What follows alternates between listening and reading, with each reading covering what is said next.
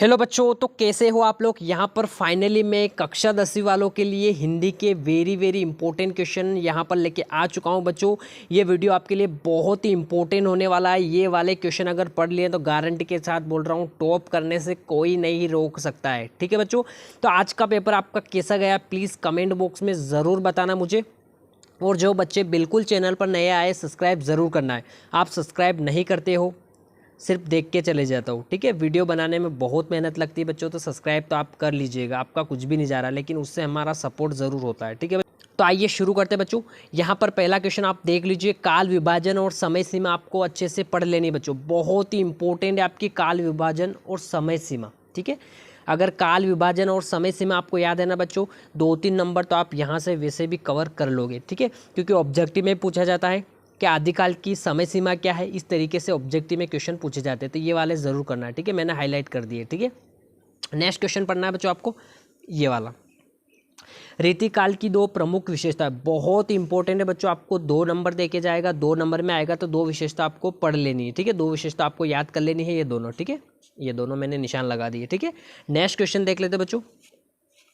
जिन बच्चों के पास अगर कुछ भी साधन नहीं है, जैसे परीक्षा अध्ययन, प्रश्न बैंक, तो कोई दिक्कत नहीं, मैं इनका PDF डाल दूंगा टेलीग्राम ग्रुप में। ठीक है, कोई दिक्कत नहीं होगी। नेक्स्ट क्वेश्चन देख लीजिए, रीतिकाल के 4 कवियों के नाम, उनकी प्रमुख रचनाओं के नाम। देखो, जो भी जितने भी काल है बच्चों, उनके कवियों के नाम, उनकी रचनाएं आपको ज़रूर पढ़नी है बच्चों। ठीक है, ये 4 कवि है, इनकी रचनाएं। ठीक है, रीतिकाल के। ठीक है, नेक्स्ट देख लेते हैं बच्चों,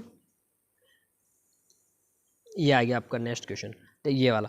प्रगतिवादी काव्य की विशेषता है। ठीक है, कम से कम 2 विशेषता आपको पढ़ लेनी है। ठीक है, 2 नंबर में आएगा तो 2 विशेषता आपको याद होनी चाहिए। ठीक है, और प्रगतिवादी के कवि और उनकी 4 रचनाएं भी आपको याद होनी, 4 नहीं तो कम से कम 2 रचनाएं आपको याद होनी चाहिए, बहुत इंपॉर्टेंट है। ठीक है, नेक्स्ट, प्रयोगवादी काव्य की विशेषता आपको पढ़नी है। ठीक है, इसका आंसर उधर बता देता हूँ मैं, 2 विशेषता आपको पढ़ लेनी है। ठीक है, बहुत ईजी है, देख लीजिए। ठीक है, 2 विशेषता, ये वाली दोनों विशेषता पढ़ लेनी। ठीक है, और इनके 4 कवि और इनके 2 कवि और 2 रचनाएं आपको पढ़ लेनी इसमें भी।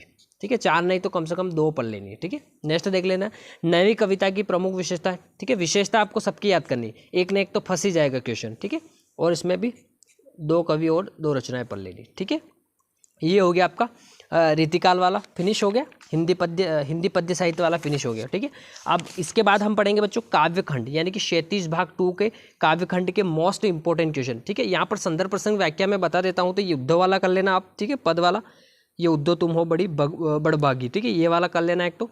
ठीक है, और भी बता देता हूँ इसका इंपॉर्टेंट, एक दूसरा ये वाला। ठीक है, इस दोनों में से एक तो फंस ही जाएगा। ठीक है, एक ये, और राम लक्ष्मण परशुराम संवाद में आप ये वाला कर लेना, एक तो ये और एक और ये वाला कर लेना, कम से कम 2 तो आपको याद होना चाहिए, ये वाला। ठीक है, ये भी इंपॉर्टेंट है। ठीक है, अब क्वेश्चन आंसर पर नज़र डाल लेते हैं। इसके इंपॉर्टेंट क्वेश्चन आंसर मैं बता देता हूँ आपको, जिसको याद करने के बाद दूसरे और कोई याद करने की जरूरत नहीं है। ठीक है, ये हो गया आपका काव्यखंड पर आधारित महत्वपूर्ण प्रश्न। ठीक है, सबसे पहले क्वेश्चन पढ़ना है, गोपियों द्वारा उद्धव को भाग्यवान करने में क्या व्यंग नहीं थे। बहुत इंपॉर्टेंट है, ये वाला क्वेश्चन पढ़ लेना। दूसरा आ गया, उद्धव के व्यवहार की तुलना किन किन से की गई, बहुत इंपॉर्टेंट है, 2022 की बोर्ड एग्जाम में भी पूछा गया था। ठीक है, नेक्स्ट क्वेश्चन देख लेते हैं। नेक्स्ट क्वेश्चन में आ जाएगा बच्चों, मर्यादा न लही के माध्यम से कौन सी मर्यादा न रहने की बात की जा रही है। ठीक है, जो हाईलाइट कर रखा है सारे क्वेश्चन पढ़ लेने। ठीक है, ये इंपॉर्टेंट है, ये वाला भी देख लीजिए। कृष्ण के प्रति अपने अन्यन प्रेम को गोपियों ने किस प्रकार अभिव्यक्त किया। ठीक है, एक एक बार जरूर पढ़ना है, क्योंकि हिंदी में एक एक बार पढ़ोगे तो याद हो जाएगा, कोई प्रॉब्लम नहीं होगी आपको। ठीक है, नेक्स्ट, गोपियों के अनुसार राजा का धर्म क्या होना चाहिए, बहुत इंपॉर्टेंट क्वेश्चन है, मोस्ट इंपॉर्टेंट क्वेश्चन है आपके लिए। ठीक है, नेक्स्ट हो जाएगा, राम लक्ष्मण परशुराम संवाद में आपको ये वाला क्वेश्चन पढ़ लेना है।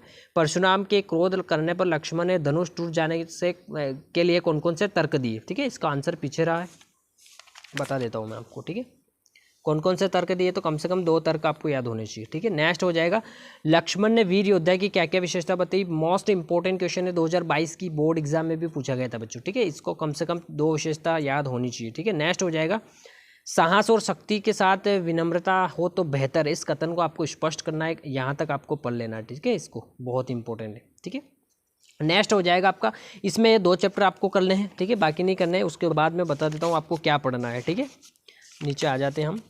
ठीक है, ठीक है, कवि परिचय बता देता हूँ मैं आपको पहले। ठीक है, कवि परिचय में आपको सूरदास जी का पढ़ लेना है। ठीक है, सूरदास जी की 2 रचनाएं आपको याद होनी चाहिए, और काव्यगत विशेषता में भाव पक्ष कला पक्ष पढ़ लेना। ठीक है, तुलसीदास जी का पढ़ लेना है। ठीक है, 2 रचनाएं हैं और काव्यगत विशेषता है। ठीक है, और जयशंकर प्रसाद जी का पढ़ लेना है। दो रचना है, काव्यगत विशेषता है, ठीक है। 3 ये हो गए, इसमें तो यही पढ़ना है, ठीक है। उसके बाद आपको आना है गद्य की विधाओं का परिचय। इसमें भी बहुत इंपॉर्टेंट क्वेश्चन है। सबसे पहले पढ़ना है गद्य किसे कहते हैं, बहुत इंपॉर्टेंट है, ये वाला क्वेश्चन कर लेना, ठीक है। नेक्स्ट देख लेते हैं, नेक्स्ट क्या है आपका इंपॉर्टेंट, ठीक है। नेक्स्ट में पढ़ना है आपको निबंध वाला। निबंध किसे कहते हैं, कितने प्रकार का होता है, बहुत ही इंपॉर्टेंट आपका, ठीक है। निबंध वाला क्वेश्चन पढ़ लेना आप, ठीक है। नेक्स्ट आता है बच्चों नाटक और एकांकी में अंतर आपको पढ़ना है। सिर्फ नाटक और एकांकी में अंतर आपको पढ़ लेना है, ठीक है। ये वाला यहाँ पर दे रखा 2022 की बोर्ड में पूछा गया, ठीक है। ये दोनों पढ़ लोगे ना तो अलग अलग भी पूछेगा तो आप बता दोगे, ठीक है। दोनों को पढ़ लेना, कम से कम 4 पॉइंट आपको पढ़ लेना इसमें, ठीक है। नेक्स्ट हो जाएगा उपन्यास और कहानी में अंतर आपको पढ़ना है, ठीक है।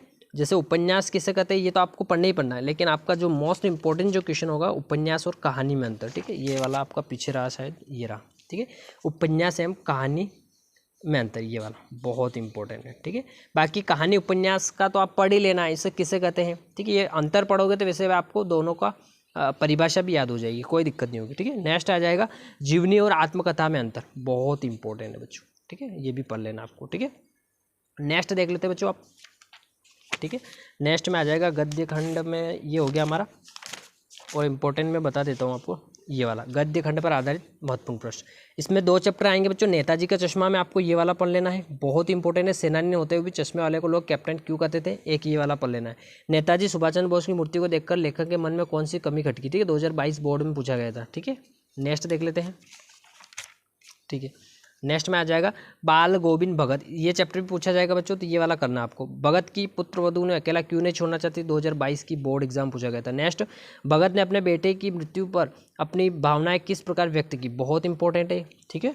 नेक्स्ट देख लेते हैं, इसका ये वाला कर लेना आप, ठीक है। ये वाला भगत के व्यक्तिगत और उनकी वेशभूषा का अपने शब्दों में चित्र प्रस्तुत कीजिए, ठीक है। थोड़ा सा आपको इसको भी देख लेना है। नेक्स्ट देख लेते हैं, नेक्स्ट में क्या पढ़ना है आपको, मैं बता देता हूँ आपको। इधर आते हैं, फिर अपन लेखकों का परिचय, साहित्य परिचय वो तो हो गया था, वो कर लोगे तो ठीक है। इधर देखते हैं अपन माता का आंचल, ठीक है। कृतिका 2 में से माता का आंचल से क्वेश्चन आएंगे बच्चों, ठीक है। माता का आंचल से क्वेश्चन पढ़ना है। भोलेनाथ अपने साथियों को देखकर सिसकना क्यों भूल जाता था, 2022 में पूछा गया था, बहुत इंपॉर्टेंट क्वेश्चन है, ठीक है। नेक्स्ट देख लेते हैं, पाठ में आ गए प्रसंगों का वर्णन किए जो अपने दिल को छू जाता है। इसमें कम से कम 2 प्रसंग आपको पढ़ लेने, ठीक है। नेक्स्ट देख लेते हैं, ये दोनों क्वेश्चन, ठीक है। माता का आंचल शीर्षक की उपयुक्तता बताते हैं, उनकी 2 अन्य शीर्षक सुझाइए, ये वाला पढ़ना है। अपने माता पिता के प्रति अपने प्रेम को कैसे अभिव्यक्त करते हैं, ठीक है बच्चे, ठीक है। ये वाला बहुत इंपॉर्टेंट है। नेक्स्ट देख लेते हैं बच्चों, इस चैप्टर को हमने पढ़ लिया है। इसके बाद कौन से क्वेश्चन आएंगे आपके, ठीक है। भाषा बोध का बता देता हूँ मैं, ठीक है। अपना लास्ट टॉपिक बचा है भाषा बोध। इसमें आपको संधि पढ़ लेना अच्छे से, ठीक है। संधि पढ़ लेना है, संधि के भेद पढ़ना है, संधि के प्रकार पढ़ना है, उसमें सारी चीज़ें आ गई, ठीक है। संधि आपको कंप्लीट कर लेना है, ठीक है। क्योंकि संधि के जो क्वेश्चन आएंगे वो ऑब्जेक्टिव में पूछे जाएंगे, 2-2 नंबर में भी आएंगे बच्चों, ठीक है। संधि आपकी कंप्लीट हो गई बच्चों। संधि में आपको सारे अच्छे से पढ़ना है, एग्जाम्पल से, ठीक है। फिर आपको संधि से रिलेटिव, फिर संधि हो गया आपका समाज पढ़ लेना है, ठीक है। समाज पढ़ लेना है, ठीक है। समाज के प्रकार, समाज किसे कहते हैं ये पढ़ना है, ठीक है। समाज के कितने प्रकार होते हैं, 6 प्रकार होते हैं, ये ऑब्जेक्टिव में पूछे जाएंगे बच्चों, इस तरीके से, ठीक है। समाज को आपको पढ़ लेना है। उसके बाद पढ़ना है आपको वाच्य। वाच्य भी बहुत बहुत इंपॉर्टेंट है बच्चों, 2022 की बोर्ड में पूछा गया था। वाच्य किसे कहते हैं और वाच्य के प्रकार, ये दोनों क्वेश्चन आपको पढ़ लेने हैं, ठीक है बच्चों। नेक्स्ट देख लेते हैं बच्चों, नेक्स्ट में आएगा बच्चों क्रिया के भेद, ठीक है। क्रिया के भेद, क्रिया के भेद भी बहुत इंपॉर्टेंट है बच्चों। क्रिया किसे कहते हैं और क्रिया के भेद कितने होते हैं, ये दोनों क्वेश्चन आपको अच्छे से पढ़ लेने हैं, ठीक है। क्रिया विशेषण आपको छोड़ देना है अभी, ठीक है। क्रिया भेद पढ़ लिया तो क्रिया विशेषण छोड़ देना है, ठीक है। उसके बाद मुहावरे और लोकोक्तियाँ आपको एक एक बार ज़रूर पढ़ लेनी है, जो इसमें दे रखी है, ठीक है। परीक्षा अध्ययन में दे रखी है, वो आपको पढ़ लेना है इसमें, ठीक है।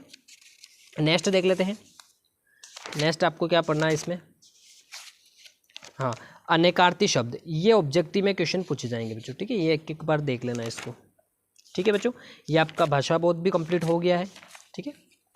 हाँ, अब आपका आएगा बच्चों काव्य बोध। काव्य बोध में कौन कौन से इंपॉर्टेंट है, देखो काव्य की परिभाषा, उनके भेद, बहुत इंपॉर्टेंट क्वेश्चन है बच्चों, 2022 की बोर्ड में पूछा गया था, ठीक है।